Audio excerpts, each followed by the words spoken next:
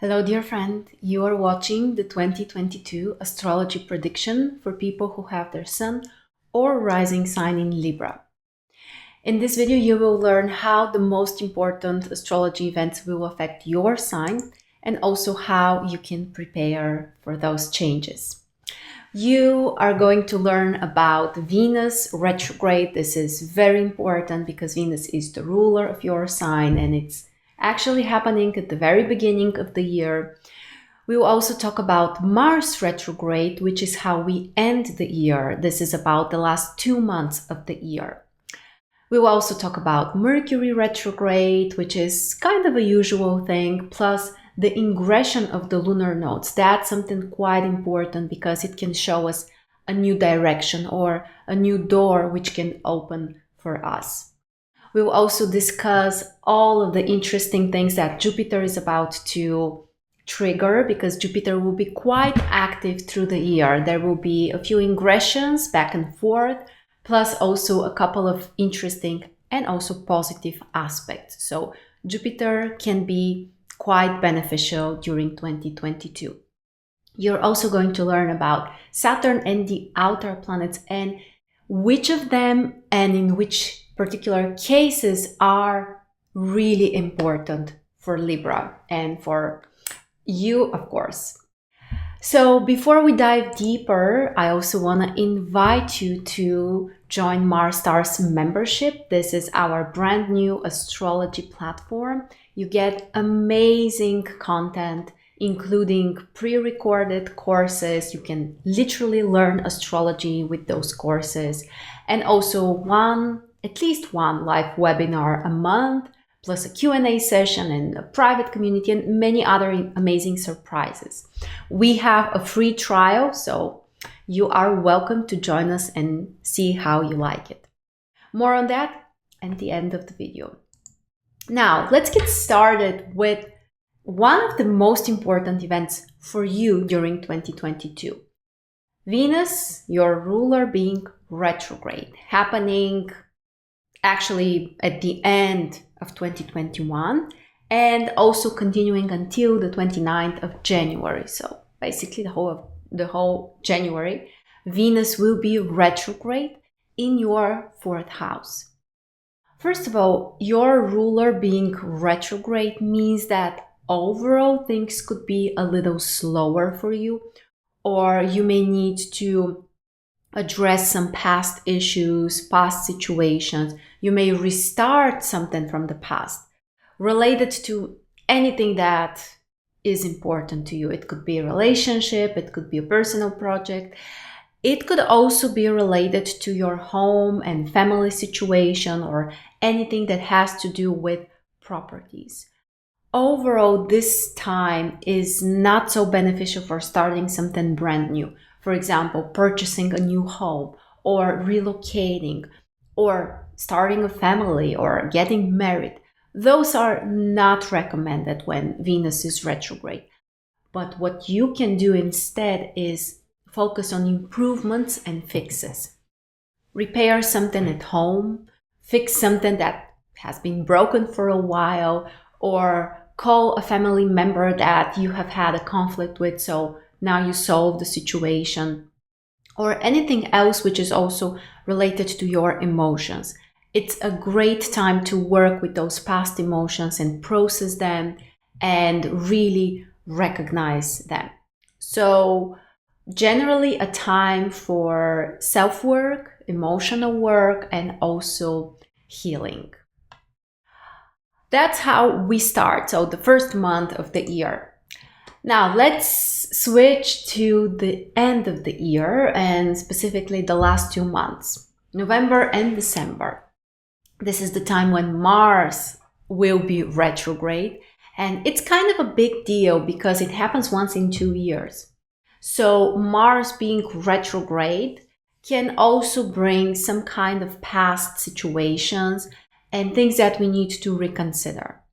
In your case, Mars will be retrograde in 9th house, which means that you need to be extra careful with plans about traveling, with all kinds of long-term goals, and also education and other things that are important for your future.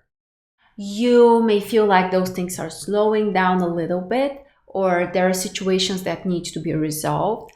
But at the same time, you can again restart something or fix or improve something, like a goal that you have had in the past. Now you may refocus on that again, or you may improve it, or you may just reconsider how you see your own future and decide to make changes. So Mars retrograde is not necessarily harsh with you because it's in a friendly sign. Mars will be retrograde in Gemini and will be trining Libra.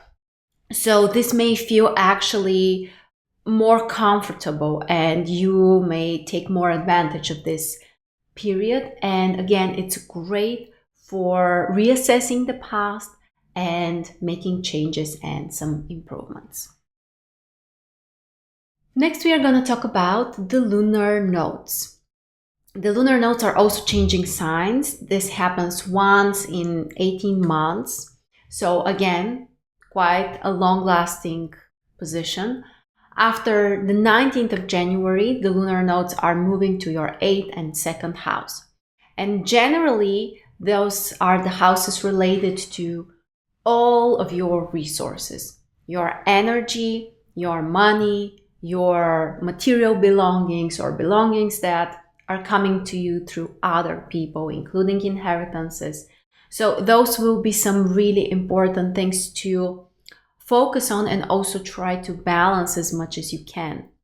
The North Node moving to 8th house can kind of like put you in deep waters in a way, so that you will need to explore something which is kind of like deeper within your soul. It could be working with pain or emotions that haven't been processed, or anxiety or fears. And overall, you may feel like you want to understand more about the root cause of things. It's a great time to explore something spiritual, something occult, something related to energy work. And it can really help you to kind of like connect better to the invisible world. 8th house is basically the things that we can feel but we cannot see. And that's what you need to work on. Your intuition and connecting to this invisible world in a healthy way, of course. On the other side, the South Node being in your 2nd house means that you should not focus so much on material things. You shouldn't care so much about the things that you can measure. It's interesting how transformations happen. When you are working on something, trying to transform it or trying to manifest, the shift is first on an energy level, on an internal level. And then it takes some time before you can see the results in the actual material world. And sometimes when we over-focus on the material world, we may get really discouraged. And eventually it may have a negative influence even on our energy levels. So the focus here is work with this energy level and don't get frustrated if the external reality is not where you want it to be yet. It takes time. So don't focus too much on the material stuff is what I'm trying to say. And try to also balance how much you are giving and how much you are taking. That's extremely important when it comes to 8th and 2nd house. And this will be a theme for basically the whole 2022. Something interesting also related to the nodes is happening around the end of July and the beginning of August. The transit Uranus will make a conjunction with the North Node in your 8th house. And this is a time when you can expect some big surprises. There could be breakthroughs, but there could also be shocking situations. And it really depends on how you are connecting with this Uranus energy. There could be some kind of energy instability or financial instability as well. But at the same time, it can also be an incredible opportunity for a big shift. So open for changes, explore new opportunities, especially if you have interest in something like energy work or healing. This can be a very, very beneficial time for you. Next, we are going to talk about Jupiter. The great benefactor is actually in two quite comfortable sign positions during the year, in Pisces and Aries. Both of those are comfortable for Jupiter in different ways, of course. So between January and April, and then November, December, Jupiter will be in Pisces, in your 6th house. And this is especially beneficial for your work, for your daily routines, for the way you serve other people or help other people, and overall for your own health as well. This is a great time for applying for a new job or considering starting a new business or doing something on the side which will help you feel better about yourself, and overall working on your productivity and trying to be more efficient on a daily basis. You can get some amazing opportunities and rewards for your efforts. So this is a great position for Jupiter. Then between May and October, Jupiter is moving to your 7th house. And this is actually a great time for your relationship situation. It could be a nice time to start a new relationship or get married or just improve your current relationship. If you are focusing on creating a warmer connection or focusing on a mutual goal with your partner, that can really help you to connect and make the relationship more fulfilling. Plus, also, you can benefit from other people. It's not only about your romantic partner. It could be some kind of business partnerships or consultations that you can receive that can be really valuable. And also, this can be related to friendship or some kind of audience if that's relevant to your work or life situation. For example, if you are a writer, if you are a personal consultant of any kind, this can be very beneficial for having more impact on other people and increasing your audience or the people you help and serve. So overall, this is a pretty nice position for social work and connections with other people, both on personal level and also, of course, professional level as well. And speaking of Jupiter, we also have 3 amazing aspects that Jupiter is having. The first one is during February, and it will trigger your 6th and 8th house, which is amazing for work and also financial activities. Whether you would need to find investments for your work, or you can increase the amount of revenue for your company. Those are all options which can be triggered during February. It's also a great time for healing, especially related to alternative medicine. That's mostly because of Uranus. Uranus could be related to homeopathy, energy work, anything which is more modern or untraditional or works with the energies and not only the physical body. So again, it's a great position for improving your health. Then during April, Jupiter is having one very, very nice conjunction with Neptune. It will trigger again your 6th house, and it's amazing for some kind of work projects which are also very inspiring. That's even more true if your work is related to something creative or helping other people. You can feel inspired, you can really use your intuition to do something nice, you can help other people, and it may feel very nurturing on a soul level. Now, when it comes to health, for the most part, I would expect that this aspect should be positive.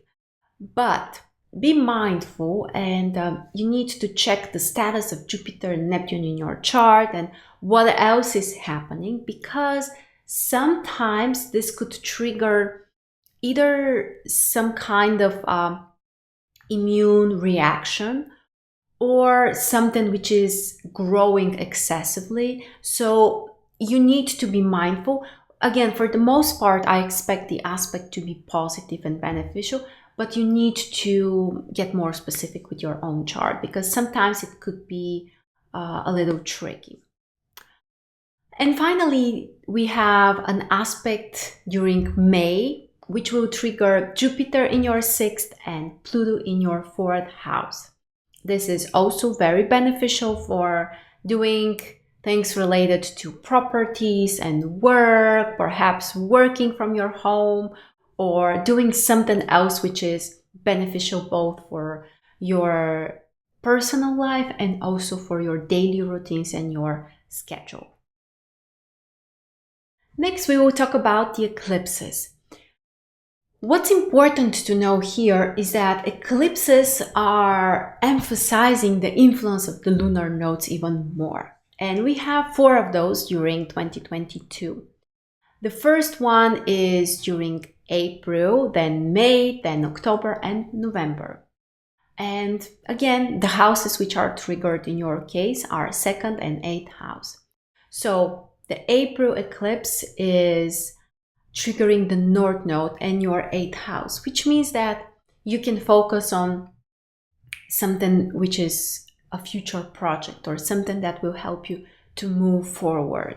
It's a great time for energy work, healing practice, some kind of healing process, and overall exploration. That's what you need to do. You need to become an explorer. Then during May, there is a lunar eclipse which will trigger 2nd and 8th house.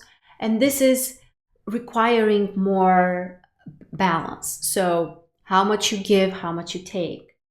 Are you open to share and receive energy? Again, how much time or energy do you focus on connecting to the material reality and then the more invisible reality or the more invisible world?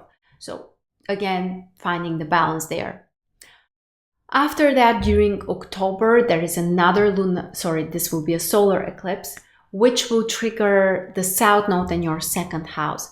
And this will be great for some kind of cleansing, getting rid of stuff you no longer need and use in your life, opening up the space and the energy, and overall healing the past. That's kind of like a big focus for you.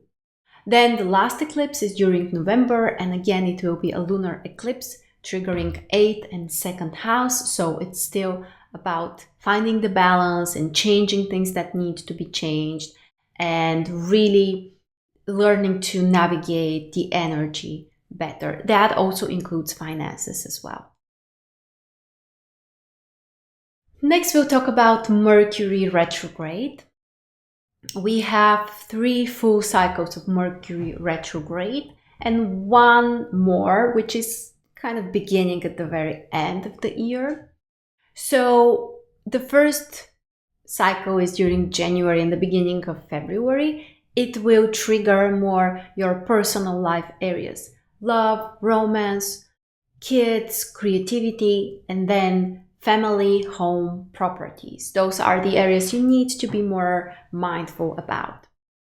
After that, there is another Mercury retrograde cycle during May and the beginning of June.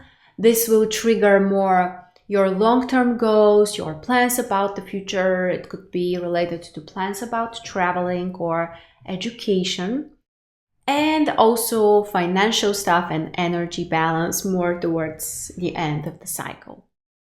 And the last one is during September until the very beginning of October. And this will be the most important one because it will start from Libra, from your own sign.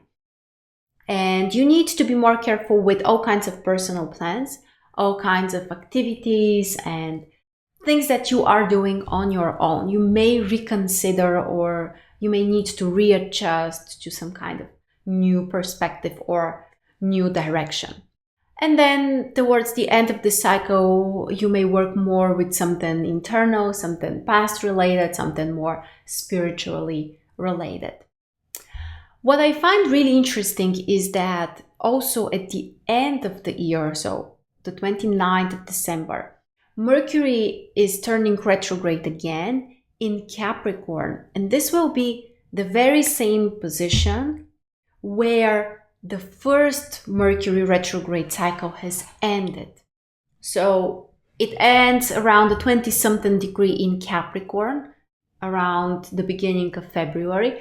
And then at the end of December, Mercury starts being retrograde basically at the same place. Again, 20-something degree in Capricorn. So in a way, the beginning and the end of the year could be related, and we may need to either reconsider something or improve something, or kind of like start where we ended, or there is just some kind of interesting connection that should be noticed.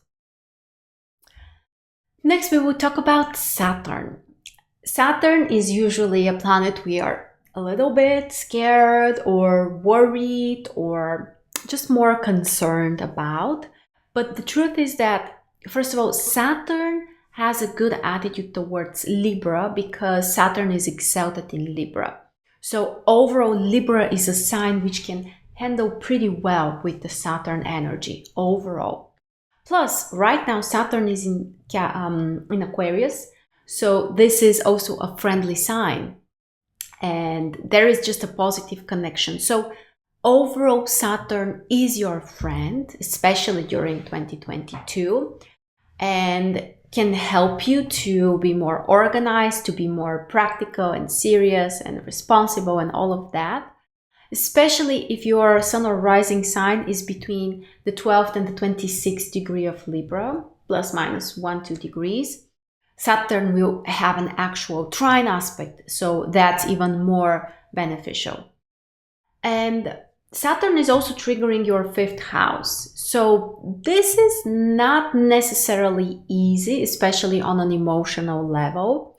So you may feel like it's time to grow emotionally when it comes to romantic stuff, when it comes to creativity or children. You may just feel like you need to do something in a different way. You need to be responsible. You need to act as a grown-up and kind of like get rid of some unrealistic expectations or something which are a little bit more childish expectations. And of course, that's not relevant to absolutely everyone. But if you have had something making you more dreamy, expecting something which is kind of like far from reality, Saturn can bring you a little bit closer to Earth. So for some people, this may feel quite comforting. For others, it could be a little frustrating. It really depends on generally how you feel about Saturn. But overall, Saturn's influence can be quite beneficial for you through the year. Uranus, on the other side, is not necessarily that important for you. It's in 8th house and it doesn't have a major aspect with your sign. It could be important if Uranus is actually moving through a cusp of a house. So you might want to check if your ascendant is in Libra, and that means that perhaps your 8th house cusp is in Taurus. Then check the degrees of this 8th house cusp. If they are between 11th and 19th degree, plus minus 1, then Uranus is actually moving through the cusp of a house, and that may feel more important. But if it's not the case, it could be just a background situation, perhaps bringing some changes when it comes to financial stuff and resources and energy balance, or bringing some interest to explore the invisible, some spiritual interests. Of course, this can be very beneficial, but with Uranus, we always need to be prepared for some surprises.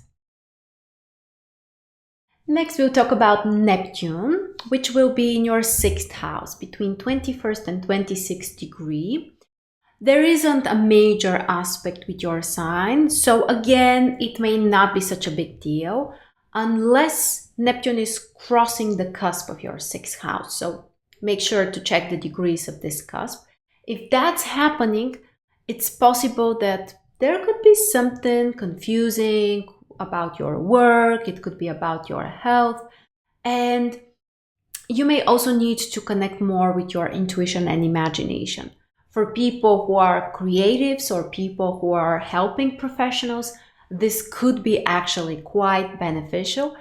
But with Neptune, there can always be some kind of invisible layer which you are not seeing clearly. So you may need to be more careful and kind of like prepared for some more complicated, sometimes messy situations, which are again mostly work related or related to your daily routines. And finally, the last planet is Pluto. The slowest planet, the planet which can bring the biggest transformations. And it's very important again to check the degrees. If you have your sun or rising sign somewhere in the last degrees, between the 26, 29, but plus minus 1-2 degrees, it means that Pluto will have a square with your sun and rising sign. And this can be a pretty big deal. It can bring deep transformations, and usually there is some kind of crisis related to this, but at the end of the process, you are just renewed. And it's a long process. So if Pluto is triggering your sun or rising sign, this is something which is happening between 2 and 3 years. So a long process, and we don't necessarily have the clarity in the midst of the process. Usually it may feel like, oh my gosh, why is this happening? Or what am I supposed to do? It can be quite intense, but at the end of the transit or after it has passed, you may actually recognize the benefits, and it's almost like forming a diamond. So it's not a coincidence that Pluto is ruling the underground world, and this is where diamonds are formed. So there is huge pressure and there is a long time which is required, but at the end you have a real diamond. So this could be related to this type of inner process. And again, if you are more into spiritual stuff, you might want to explore some alchemical processes, because they are also related to Pluto. So the point is that you may feel like there's huge pressure on you, but just know that this is a process which will allow you to find the gemstones inside of you and to reveal them. So at the end, it could be actually an amazing spiritual gift. So that's how 2022 looks like astrologically. Thank you so much for joining me, and I hope you have an amazing 2022. Don't forget to sign up for your free trial for MarStars membership. It will give you access to all of my courses, including the natal astrology course. So it includes everything you need to know about foundational astrology and how you can interpret signs, planets, and aspects and houses. So we have more than 50 hours of lessons here, which will teach you everything you need to know about natal astrology. We also have karmic astrology course, which is a pretty extensive one and will help you to do more advanced readings. On top of that, you also receive access to live webinars. Each month, we are having a special webinar on an astrology topic and another one, which is a Q&A session. So you can come and ask all of the questions you have, which are astrology related. You get access to all of the pre-recorded courses, plus the future ones. And there are other surprises like monthly horoscopes. We have our community and also other spiritual courses and energy practices and much more in the future. So make sure to check the link below or go to MarStars.net and sign up for your free trial.